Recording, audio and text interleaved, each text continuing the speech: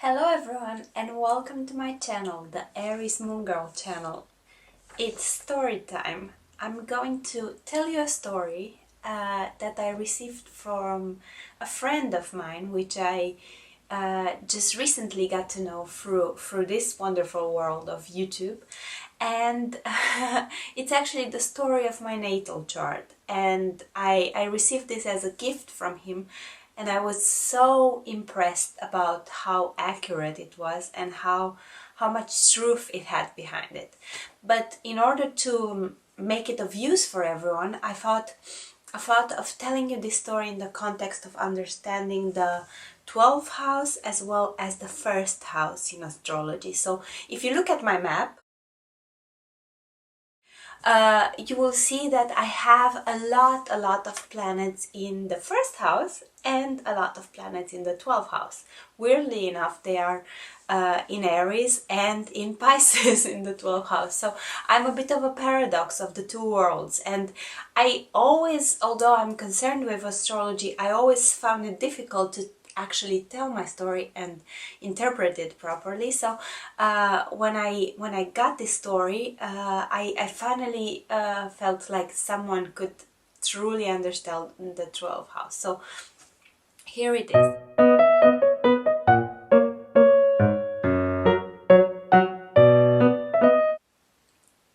The hermit crab lives in a shell that is not his own.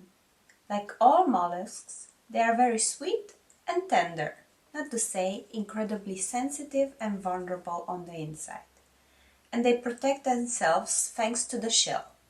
The hermit crab knows that its essential nature has not much to do with the hard shell that it uses, so they have no identity problem in using someone else's shell.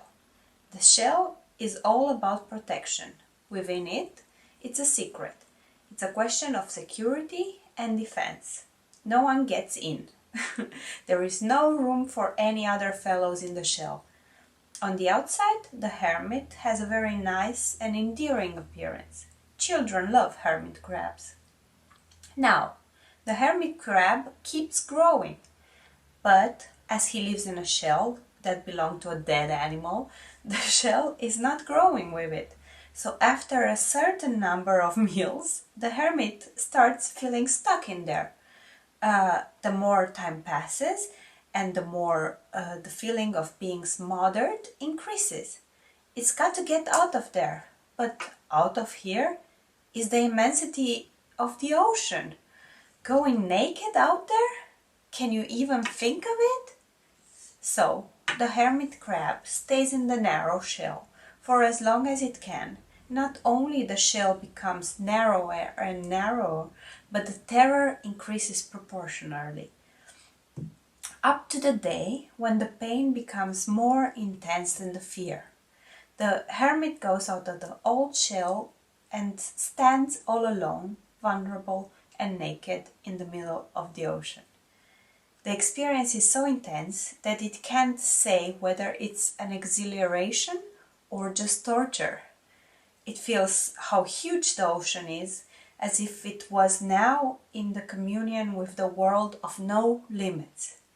It is like being drunk. It is like being alive. It is like nothing else. The hermit is lucky.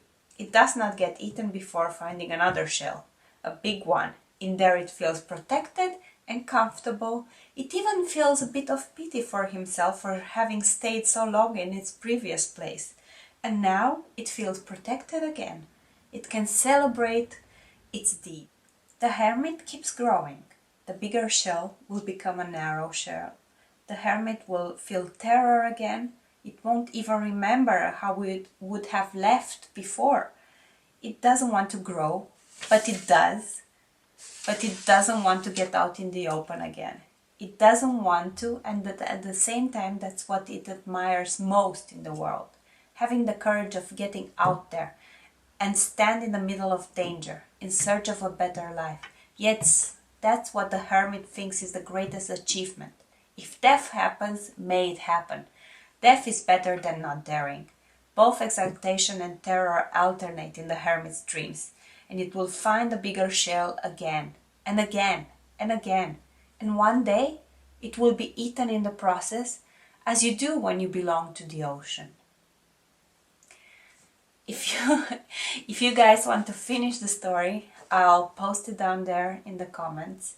If you want to get your own story, I'll post Jean-Marc's contact details, the astrologer who wrote this beautiful story.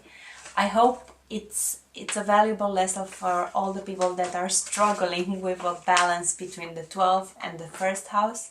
I hope it gives people a perspective about understanding the karmic meaning of your horoscope, about understanding also that we all write our own stories. It's just about how we interpret it.